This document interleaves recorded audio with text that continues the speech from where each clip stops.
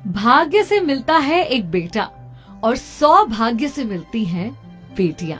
मैं हूं विनी आपके साथ और चलो आज कुछ अच्छा सुनते हैं। सुनाती हूँ कहानी शुक्ला जी की। शुक्ला जी के परिवार में उनके 3 बेटे और 1 बेटी थी। बेटी की शादी हो चुकी थी, बेटे भी तीनों शादी करके अपनी अपनी पत्नियों के साथ रहने लगे थे। शुक्ला जी का अंत समय आया, तबीयत काफी खराब थी, बेटे बेटियों सबको बुला लिया गया।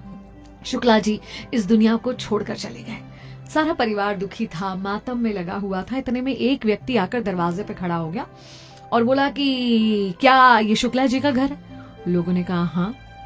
बोले कहाँ है शुक्ला जी? बोले कि आपको पता नहीं है, उनकी अभी भी मृत्यु हो गई है, बस हम शव यात्रा ले जाने वाले हैं। तो उन्होंने कहा नहीं, ये शव यात्रा नहीं जा सकती। सबको बड़ी हैरानी हुई कि कैसा आदमी है, कैसी असंवेदनशील बात कर रहा है ये।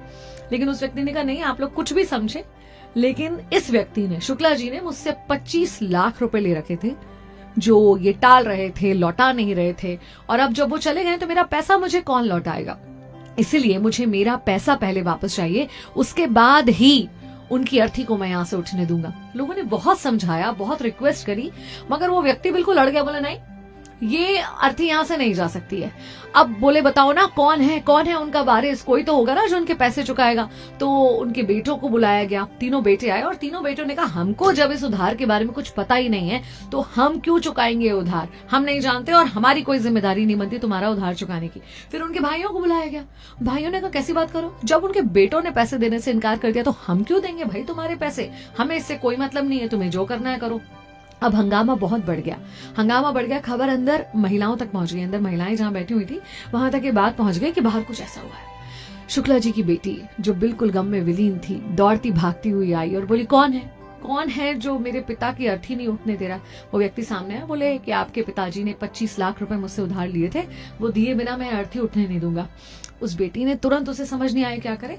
गले में एक चेन पहनी हुई थी, हाथ में कंगन पहने हुए थे, निकाल के उसको दे दिए।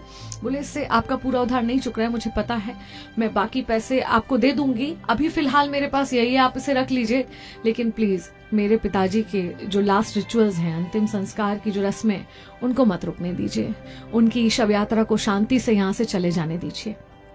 अब ये देखकर वहां खड़े सभी लोग थोड़े स्तब्ध हो गए और वो व्यक्ति जो इतनी देर से अर्थी को रोक के खड़ा हुआ था वो मुस्कुराने लगा।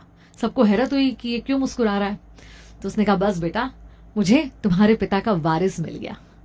मैं तुम्हारे पिता के साथ काम किया करता था, उनके कुछ पैसे मेरे पास थे और वो भी हमेशा चिंता में रहते थे कि किसे अपना वारिस बनाए। और आज जब मुझे समझ नहीं आया कि उनकी मृत्यु के बाद उनका पैसा किसे दूंगा, तो मुझे लगता है कि यही सही तरीका था उनका सही वारिस ढूंढने का। क्योंकि मैं ये मानता हूं कि वारिस वही हो सकता है, अधिकार उसी का हो सकता है जो अपना कर्तव्य निभाना जानता हो। वहां खड़े सारे लोगों के बिल्कुल चेहरे उतर गए। लेकिन ये बात बिल्कुल सही है, क्या बेटी क्या बेटा, अगर आप अपने माता पिता के लिए अपने कर्तव्यों को नहीं समझते तो उनसे कुछ भी मांगने का कोई अधिकार आपका नहीं बनता। आज के इस खास दिन पर बेटियों को समर्पित मेरी ये कहानी। चलो आज कुछ अच्छा सुनते हैं।